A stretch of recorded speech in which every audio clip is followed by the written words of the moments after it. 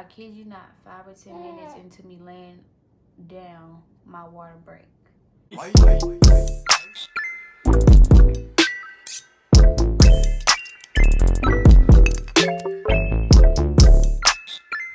What is up, guys? Welcome back to my channel. I know it's been a while since I posted a video, but by the title, you know that today I'm going to talk about my labor and delivery story with my baby.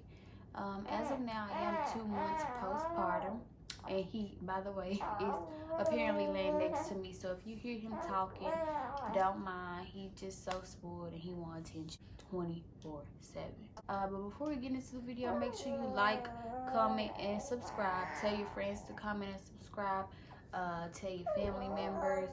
Whatever you have to do, make sure you guys are subscribed to join the family. So like I was saying, I am 2 months postpartum.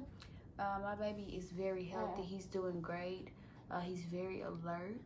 Only thing that I could say about motherhood so far that is a struggle for me is probably not being able to sleep when I want to, and when my baby is crying. Most of the time I really don't know what he's crying for, and so that kind of gets a little frustrating, but we're surviving, we're getting through, and we're gonna be okay. He is actually, today he's 10 weeks. So yeah, time is definitely flying. I can say that. Anyway, let's jump right into the story. So I believe this was May.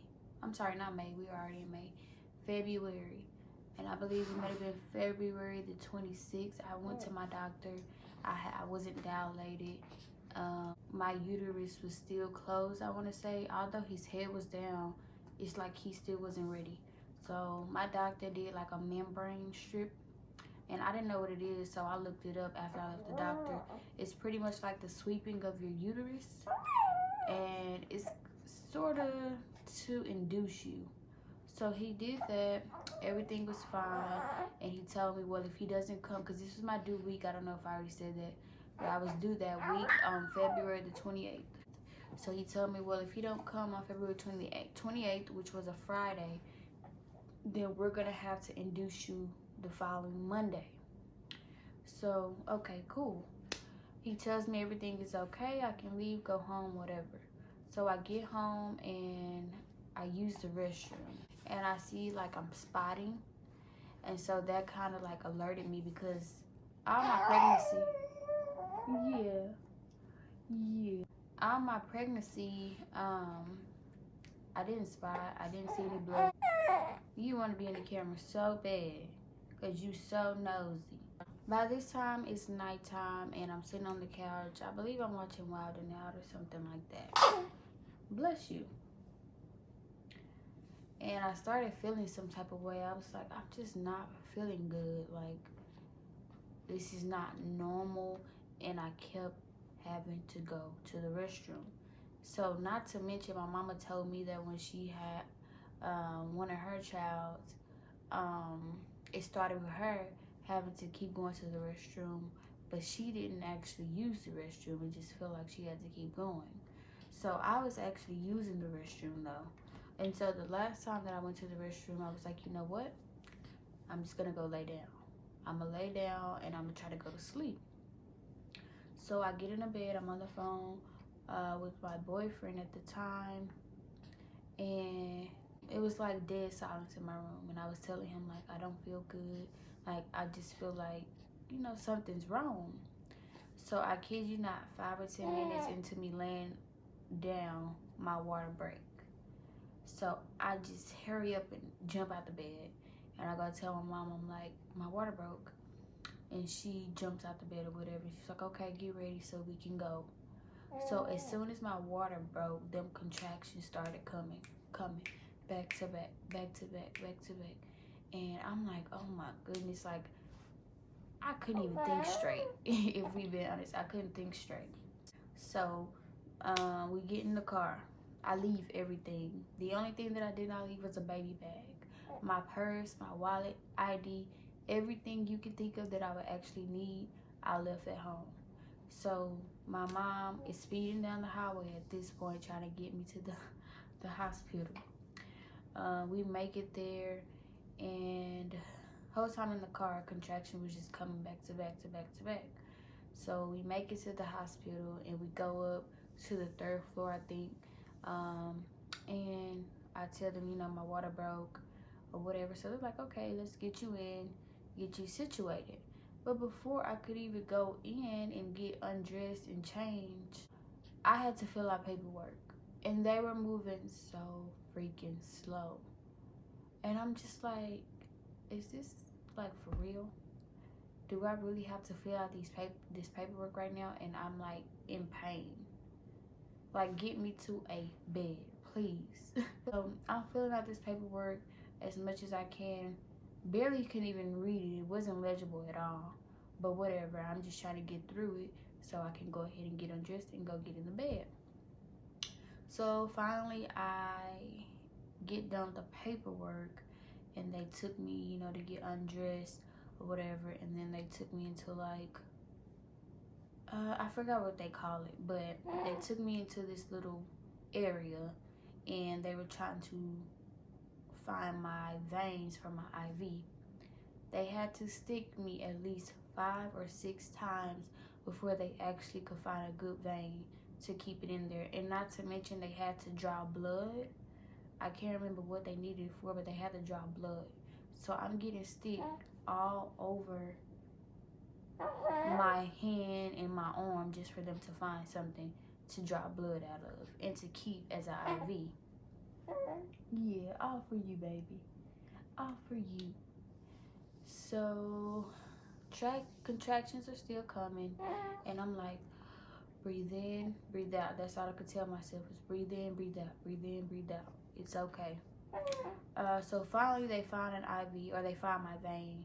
That was a good one, and they were able to draw blood from it, and they were able to keep it for you know, medicine or whatever I needed to stay hydrated and stuff like that. So after all this time of paperwork and them trying to find my vein to draw blood, I finally am undressed. I'm laying in the bed or whatever. So let's see. I believe they took me to a room. They took me to the room where I was gonna have my baby. And at the time, I believe this was probably around 11 or 12 o'clock at night, I believe. So they get me all situated in the room where I was supposed to have my baby.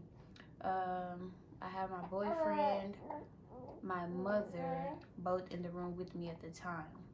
At this time, I probably was only about 1 or 2 centimeters dilated. So contractions are still coming back to back. You can't drink anything. I asked for water. You can't have anything, food, water, nothing. They say you can have ice chips. Could I have ice chips? I don't even know if I could have ice chips at the time. But whatever it was, I was so upset that I didn't even eat or drink anything before I got there. So if you're having a baby, keep in mind, you better eat before you go to the hospital, because you're not going to be able to eat or drink anything once you're there. I don't know how long time went by before they were able to give me my epidural. We get to the epidural part and they was like, you want, you know, just let us know if you want the epidural, we'll give it to you. I'm like, yeah. So I'm like, yeah, give me the epidural. I need it. I just want it. Like, contractions are really no joke. So for people that's doing it natural, having water births, I really salute them, because I was barely 3 or 4 centimeters asking for epidural. So yeah, but I salute y'all, because y'all are very strong women. So I get the epidural, and not even 5 or 10 minutes later, his heart rate started declining. So the nurse, she would try to move me around to see if we can get his heart rate to go back up. It would go up for a little bit, but I could hear myself go back down every time. And so I'm thinking like, oh my goodness, like I just know what's next. Like it's gotta be a C-section. So the nurse was panicking, and that was another reason why I just knew like something was wrong and we had to do something quick. So she calls up to what I believe was a doctor. She called the doctor and was like, you know, telling her what was going on. And I know that the doctor had probably said, okay, I'm on my way. we're going to have to do an emergency C-section. So it was other nurses that came in the room. Maybe 2 or 3 other nurses came in the room with the nurse that I already had. And they just pretty much told me, like, we got to have an emergency C-section. From that moment, I was just crushed. I didn't want to have a C-section, and neither did I want to lose my baby because I didn't want to have the C-section. But it was just like, oh my goodness, like my world stopped when they said emergency C-section, and I was just like, well, you know, we're here now, so bless you. There's no bagging out. You have to have the C-section. So they get me situated for the C-section. We waited for the doctor to come up, who was gonna go ahead and do the C-section for me because it wasn't my doctor. It was another doctor in the office. They take me to the room, put me on the bed, and only my boyfriend could be back there, of course, during the C-section. So they get me all situated with that, put me on the table, the surgery table, and get to work. Of course, you're up through the C-section. You can't feel anything. It was nothing that I could feel. Although I feel like I started hyperventilating, I kept telling the nurse behind me, like, look, I cannot breathe, or I feel like I cannot breathe. You know, is there anything you can do? And I kept telling her, I can't breathe, I can't breathe. And she was like, I'm looking at your levels. Everything is good. You're fine. Don't worry. And then I looked to my boyfriend and I just kept saying, I cannot breathe. I cannot breathe. Like, please. So eventually they got my baby out. My boyfriend told me that since he was down, they had to pull him out because his head was already down. So he was ready to, you know, come out through the vaginal. But, so yeah, they had to pull him out or whatever. By the time they pulled him out, I was still like hyperventilating. So when they came around with him, I was like, please don't put him on me, because I just feel like if y'all put him on me, everything is literally gonna cave in on me. And I don't want to, you know, stop breathing, or I don't want anything to happen, like, seriously to me, even though the lady said that I was okay. So they just put him next to me, and I seen him, you know, next to me, and then my boyfriend held him, and I believe, like, from then, they took them to the room. They took the baby and my boyfriend to the room where we were gonna be at. They're finishing up on me, you know, stitching me up. And that took about, for them to finish stitching me up, maybe took about an extra 10 or 15 minutes if I remember correctly. So once they were done, I had to go into the recovery room. And I'm just high off drugs, so I really don't even remember being in the recovery room that much. But I do remember saying, like, when are you guys gonna, I think I asked the lady, like, when are y'all gonna take me to the room? And that was the only thing that I remember, like, when are y'all gonna take me to the room? And she was like, we will in a little bit. You just have to stay down here for a while. I think I had to stay down there for 3 hours. So my boyfriend and the baby was up there in the room, and I was in the recovery room for about 3 hours. Then they finally wheeled me up there. They was like, okay, wake up, we're gonna take you up to your room. Yeah, they wheeled me up to the room. And honestly, I would say that day, that full day, I kind of really don't remember anything. Everything was like a blur that day. I remember some stuff, not all the stuff. I guess because of the meds and stuff like that. To make the long story short, what I can say about a C-section is, for me, my experience, the after pain is what hurts the most. It was hard for me to stand up for long periods of time.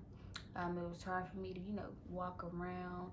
I believe I stayed in the hospital for 3 days, so let me go Saturday. I had him on the 27th of February, and he was due the 28th of February, and it was a leap year, so I was just hoping, like, please don't let him come on the 29th, because I want to be so hurt. Like, just don't let him come on the 29th. So he came a day early, actually, so that I was okay with that. That was just perfect. We finally got to go home that Saturday. They prescribed me, like, ibuprofen, hydro for the pain, and all of that good stuff. But we're 2 months in, 10 weeks in, like I stated, and we're doing very good. I feel better. I can't wait to start working out because I need this stomach to go back to how it previously was. And if you have stretch marks on your stomach from pregnancy, let me know if there's any like remedy as far as like maybe not necessarily remove stretch marks, but to kind of like, just to say, clear it up just a little bit. So if you have any remedies, let me know in the comment below. Labor and delivery for me took all of maybe 5 hours, I believe. I was not in labor that long at all. So that's pretty much it for the video. Thank you guys for watching. If you have any questions, maybe something that I didn't cover and you want to know, just comment down below. I'll be sure to answer you guys' questions. Like I said, don't forget to like and subscribe the video. And I'll see you guys soon.